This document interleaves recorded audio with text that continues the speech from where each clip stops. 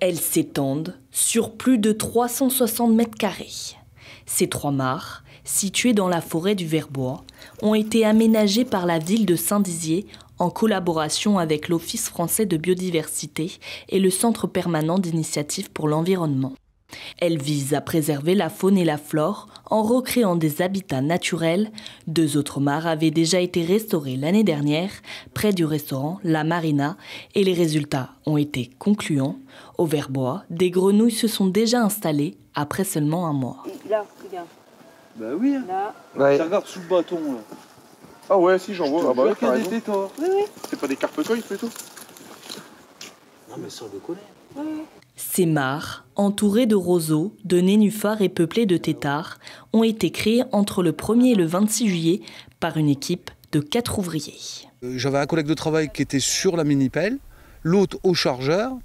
Et donc, avant d'attaquer ces chantiers-là, donc on a pris des points de niveau qu'on appelle ça. Donc on a pris une grande règle, tout ça, et on a pris nos niveaux des mares pour que ce soit le plus droit possible à la montée des eaux, tout en essayant de créer une pente douce de 30% pour la remontée des amphibiens. En plus de leur rôle écologique, elles permettent de prévenir les inondations sur les terrains avoisinants. Le sol répond à des critères bien précis. On a une mare qui est malheureusement perméable, on n'aura jamais d'eau.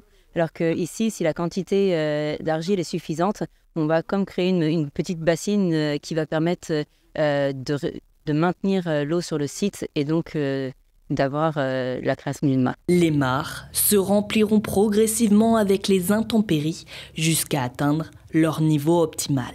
Des visites pédagogiques seront également organisées pour sensibiliser les élèves des écoles primaires de Saint-Dizier à la protection de l'environnement.